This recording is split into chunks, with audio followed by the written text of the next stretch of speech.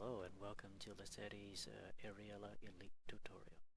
This is the first time I've actually even commented on how to run Ariela for those who are interested. And basically those who are adept in playing this game know that when you run in instance, especially when you want to farm it, you actually need a Mark of the Hunter. And for those of people who think, oh, I also need the key relics in order to farm with the including the Mark of a Hunter, yes, then that would be ideal, but it doesn't limit the, it doesn't reduce your chances of getting drops and things like that. It would technically improve the chances of your trash drops. So the key to actually gaining gold off of Ariela is to improve the trash drops in your run. So one of the key things is to actually have bank space. Number one is space for gear. Number two is space for stackable crafting materials. Okay. So, and of course, if you're planning on doing, in every bit of farming, you're going to need to spend a lot of time and also a lot of effort to run it over and over again. So to invest in a certain number of falcon crystals will be quite helpful. Okay, so let's go ahead and get in.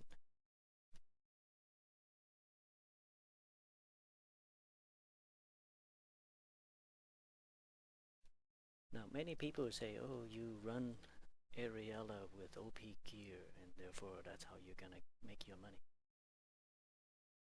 Well, the funny thing is, everyone starts with gear that is not really plussed up, unless they have bought it from somebody else that's already made that way. Okay, so it all depends on the mentality of the person. It's not really entirely fully about the gear. If you know your class really well and the timing of your skills and whatnot, then you have a greater chance of surviving. Even better is when you understand the patterning of the dungeon. So let's go ahead and buff up.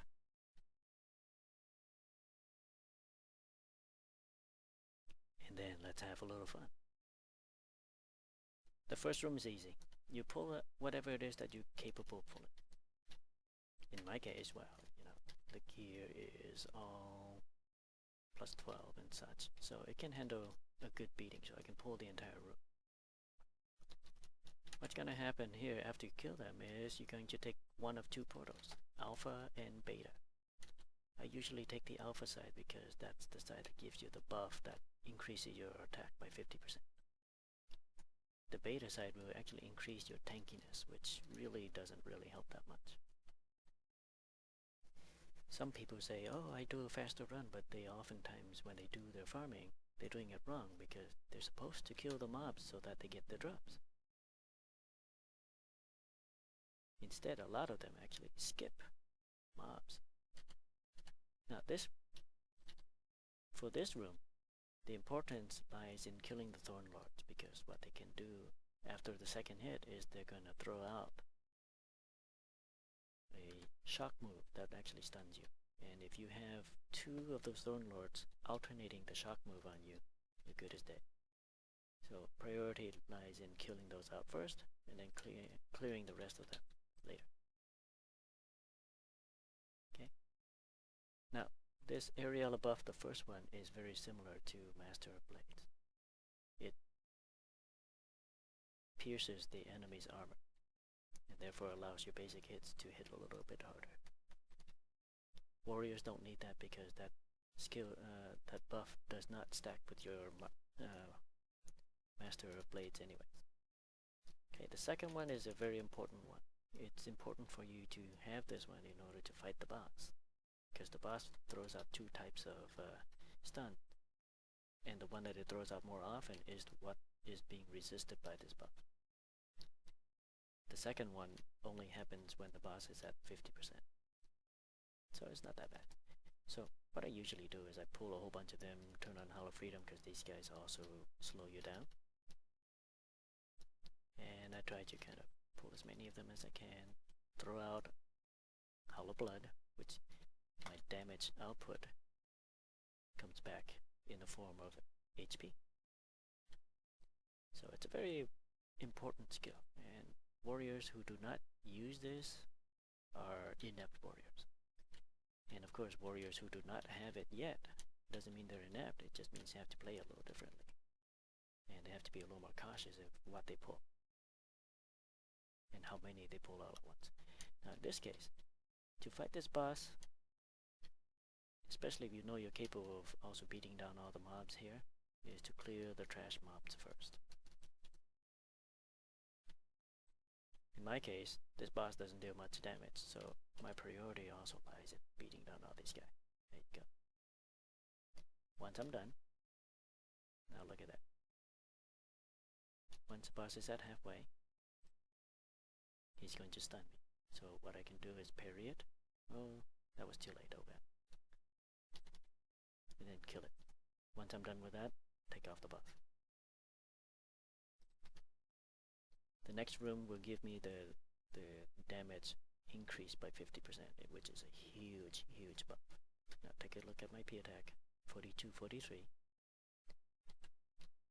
This room, the priority lies in killing. The priority target happens to be the gold crown mobs, the Tatana keepers. Okay, the Tatanas are the ones that dig underneath and they just pop up out of nowhere. So, like that, right there. Okay, so these little guys are actually more of an annoyance than anything. And if you are low geared, then you will find they will hit you pretty hard. Now, if we use this one right here, you will see how much increase of P attack I get. Now it's 6172. That's huge. Now let's go test the damage out. Okay. Now the reason why we want to kill these fast is just like that. It casts a shield that when you hit it will translate to HP, so therefore you're effectively healing. Okay, so priority goes in killing them fast. Sort of like that. Okay, but depending on your gear, it's whatever you decide to use.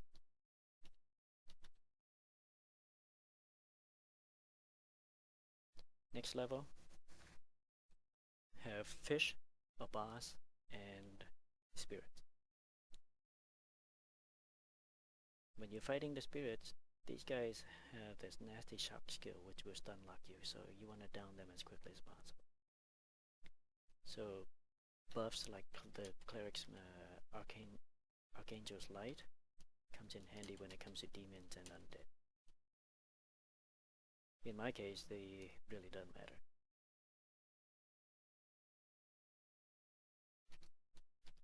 Okay, and warriors also have this wonderful skill known as Hall of Freedom, which allows you to resist the whole bulk of all of those debuffs. Now, as the fish, these guys throw out a poison that deals damage over time and will corrode your armor, so which makes you get hit for more.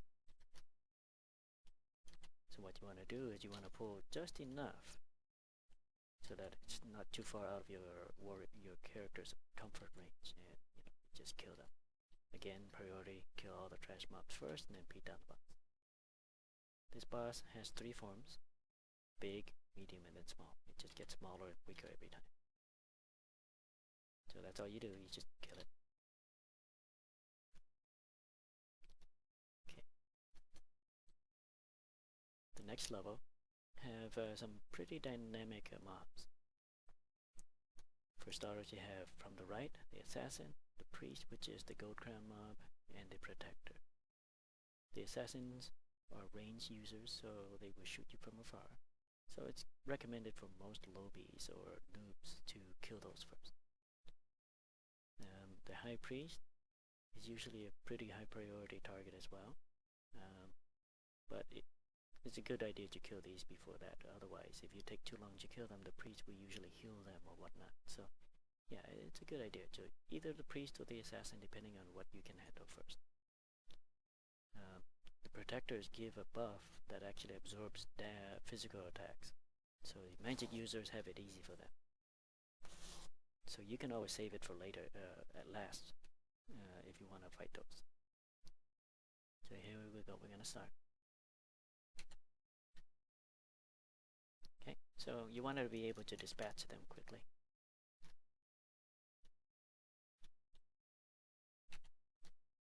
Okay, as you can see, there's an assassin up there. If they've taken time, there we go, I just blocked that. Oh, too late. And that's exactly what I mean. You don't want to get stun locked by these guys, especially when you have a whole bunch of them on you.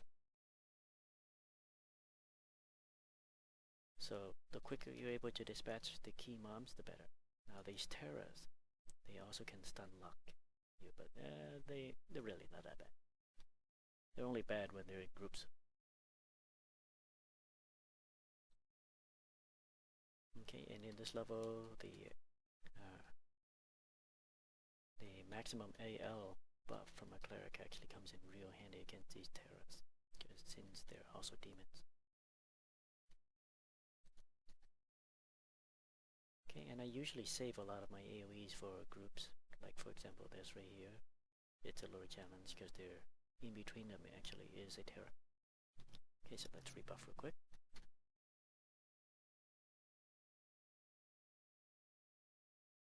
What I usually like to do is I throw out a Howl of Wrath and then an Earthquake.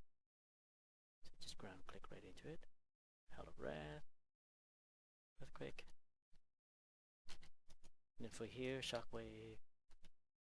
That usually does the trick for me, so just focus on the terror. And from here, clean these guys out. And dispatch them as quick as you can. And from what you're seeing here is because my character has been, a lot of time has been put into building this set, so that's the result of what you see. And from right here, click on the boss and then cast the skill for the Pran. As you can see, it helps it increase my attack even more.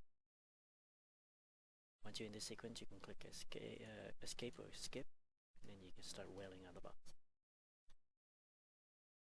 And from time to time, do a parry. This boss is pretty straightforward. What it does is that it silences you and then it also blinds you. So if you can actually kill it before any of that, you have pretty decent gear. Now what drops off of this boss is known as an Ultra Precision Incubator, Thunder Power Source, some superior stuff, and normal Sanja Egg. Okay. These three, the Power Source, the Sanja Egg, and the Incubator, helps to create what is known as a 5-color egg, which are these.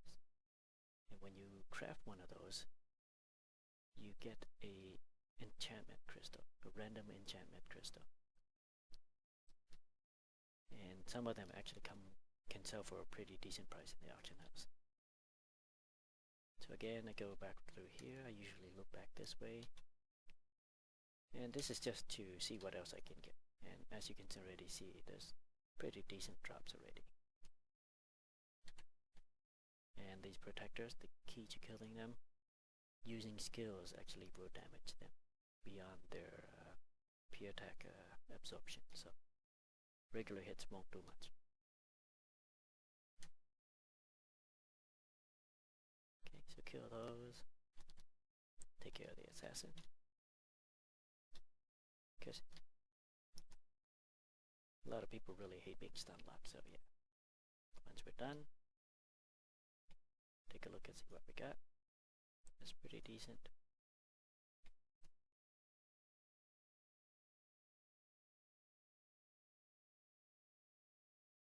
And then of course, you just disband your party to leave. Then you can go to the merchant, and one of the things I really appreciate about Ariela is that the merchant and the waypoint and the dungeon entrance is all there. So you can do everything all at once. Okay, and then of course I'm right here. If you decide to craft the incubators, these don't stack by the way, so sometimes if you have a few of them, it's a good idea if you have enough mats to just go and craft that. So we take the portal to Antalya.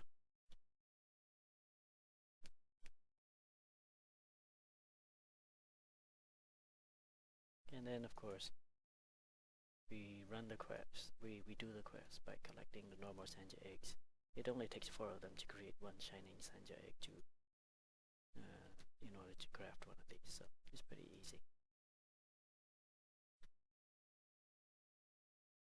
Take the quest, do the ordinary egg quest right there, and it's repeatable, so you can do as however much you want. And as a point of fact, in doing the dungeon, you actually saw some eggs at the bottom on the ground. Don't even bother picking them up. The mobs actually dropped the Sanja eggs as well. So once you have all of this, and 10 thunder power sources, utilize it, you will get a 90% success rate. And yes, there's a good chance to fail as well. And it's happened before. Okay, so once I'm done, I can either open it or just set it aside. And right now I'm just trying to collect a whole 1,000 stack, and I'm only 50 away, so that's really nice. Then rinse, repeat, and then just keep doing it over and over again. It is highly recommended to give yourself a break from time to time, otherwise you're just gonna get really, really bored and burnt out from doing hours and hours of running this dungeon over and over again, which I have done before. Okay, so hopefully this is helpful for those who are asking and needing information about Ariela. And if anything, to really learn about it, you must really explore the possibilities. And this is just one angle of how you can take the approach. There are many other ways, and I'm sure as you go through it, you will find your own way of taking the approach of farming this dungeon as well.